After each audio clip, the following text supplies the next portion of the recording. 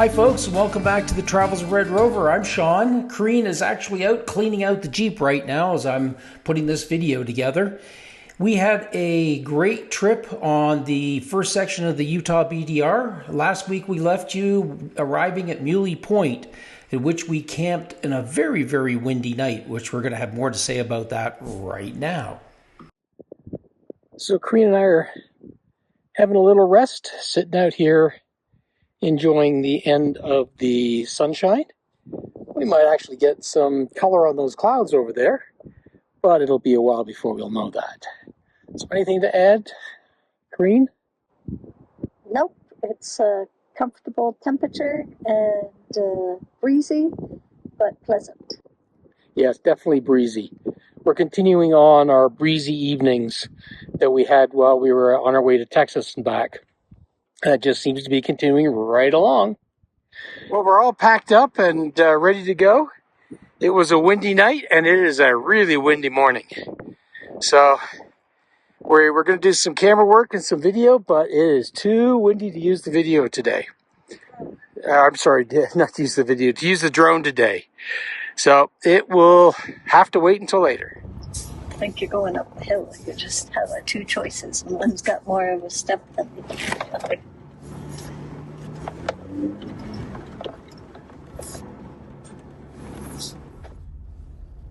So some of the most challenging roads we've found during the entire trip was actually getting out of our campsite on Muley Point. The road is really a real bumpy dirt track. It had been used a lot, but it was had a lot of shale stone on the top, so we ended up bouncing our way back out towards the main road. But the one thing about doing this drive is the views are spectacular. You're way up high, you're seeing this beautiful canyon going down below, back down into the Valley of the Gods, and it is gorgeous. This is a very popular camping spot out here. Lots of folks parked, letting Her Royal Highness cross the road to get to the other side. And when she's left behind her calves too, they're not too happy about that. So parts of the Utah BDR are actually on paved road, and we are at one of those places. We have to go about 15 miles on paved road before we can get off-road again. And the pavement starts just as soon as you get up from the Moki Dugway and proceeds for about 15 miles.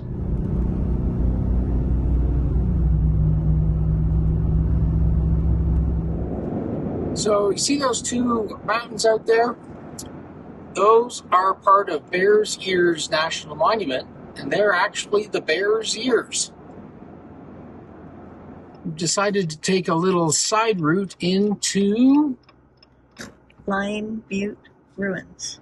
Lime Butte Ruins. I have no idea what this is. I've never been here before. Has a little two-track road heading in off the highway. It's a pretty little road going in. There are a few sections that are a little off camber, but otherwise, up till now, there's really no difficulties coming along with some two-track. I think I'm hoping we're going to find like a parking space and something as we get in here, but who knows? Never been in here before, never heard of this place before, so just blind exploration. So Kareen and I found an interesting spot, and we're going to head up to this butte. Apparently there's some kind of old construction rings from probably the native Indians in the area. Well, we found our way to the top. And there's kind of this cool circular structure up here with several little offshoot structures. Really clearly looks like it was created as this defensive position because you can see forever from up here. In fact, you can see that butte over there. You see Bears Ears really clear. And then there's another butte that's east of us here that's also really visible from where we're standing. Another little circular structure up here. They all seem to be built in little circles. It's called the Lime Butte Ruins. Well, that was a cool little excursion. We're just now heading on the road back out again.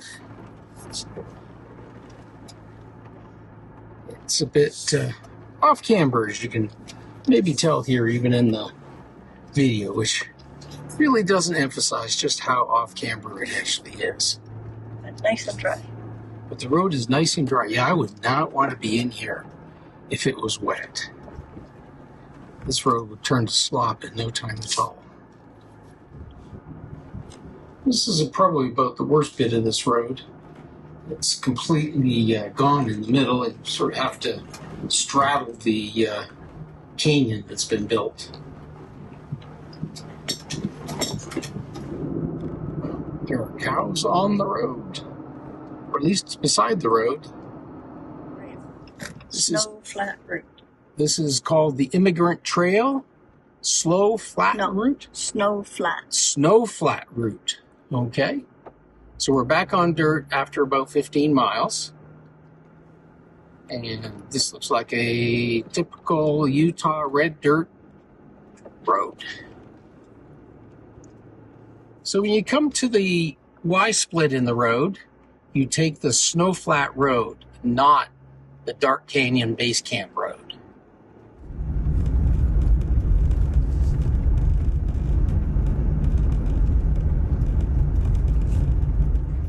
Well, it does have some really amazing views along this road.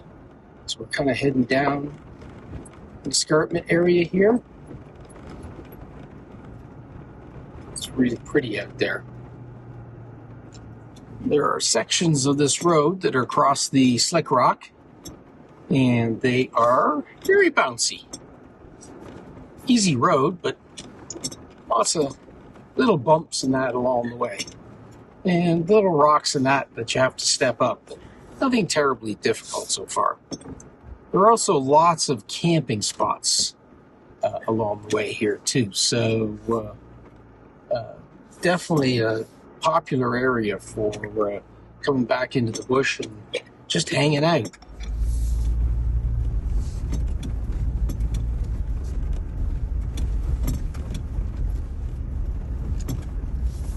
This was the only vehicle that we actually saw on the trail in that entire day.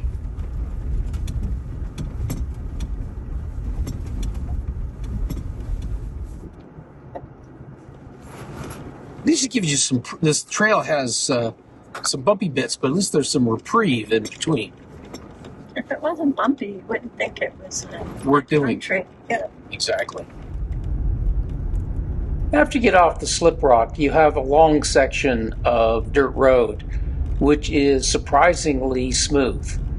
So there's some interesting side travels along these roads, and unfortunately I was not well informed, but the Moon House access to Moon House, which is a set of ruins, requires a permit before you come down here. So if you're going to come this way, go get the permit first, so that you can access this. Apparently it's a beautiful hike, and it's a really interesting structure. So after the ruins, the Moon House ruins, the trail turns into, or the road turns into a bit more of just a two-track. But it is really great shape, at least so far. So we're driving along now in some sandier roads, and haven't been traveled as much. In fact, I don't really recognize another track so much, but it is very windy, so with these sand roads, the tracks can get blown away pretty quick. And otherwise, it's a pretty straightforward road. Nothing too special about it at this point.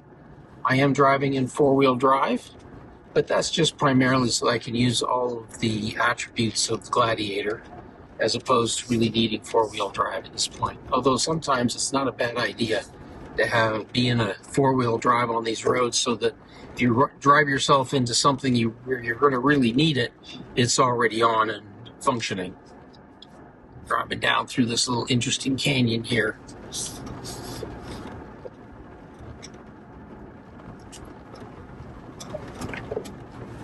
We found this cool campsite along the rim just before we start heading down.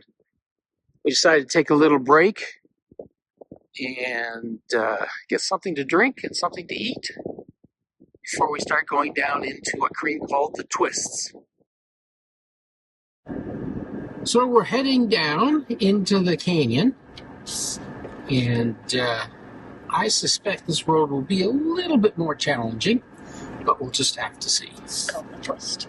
And yes, Corinne pointed out this is called the Twist going down here. Thank you. So it's kind of a bit rough, but nothing really too unusual. It's kind of pretty. It's not kind of, it is pretty coming down here. Just kind of work your way down through these big slick rock stones, rocks.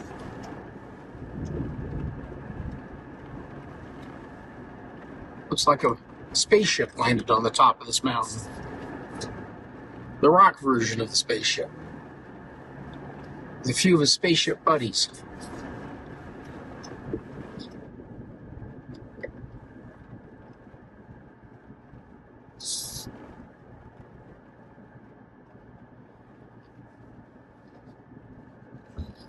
Big hairpin turn.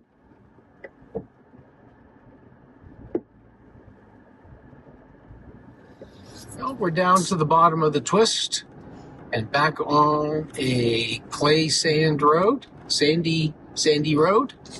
It's pretty straightforward. Again, the Twist wasn't really all that much. It was a bit bumpy. That was the worst of it. We have gotten down into the canyon, and there are some very, very sandy spots that you want to keep your momentum up. Again, probably nothing too troubling. Saw a couple ladies on their bicycles riding cross country, which I thought was kind of amazing, considering how up they're riding up the hill. So it's going to take them a while to get up there because they're going to go up about 3,000 feet. So we're just about finished this road. We'll be back on the highway again shortly. So we have come back to 163. This is the main road that takes you between Blanding and Natural Bridges. We're going to go up here a couple miles and then turn back onto dirt. So this is a good point to end this video, part 2. Next week we'll do part 3, going from Butler Wash Road all the way to Blanding. We have an interesting hike and some fun with cattle on the road. We hope you will join us next week when we have that video. We sure hope you enjoyed this video, and if you did, please give us a thumbs up. That would really help us out. Also, if you haven't subscribed yet, we are just about to 600 subscribers. We're trying to get to 1,000 this year, and it would really help us out if you would hit that subscribe button. And while you're down there, hit that notification button so you'll be notified when we release videos. As always, we love hearing from you, so don't hesitate to leave us a comment, a thought, or an idea. We really appreciate hearing from you. We read and respond to all of them. And until next time, bye for now.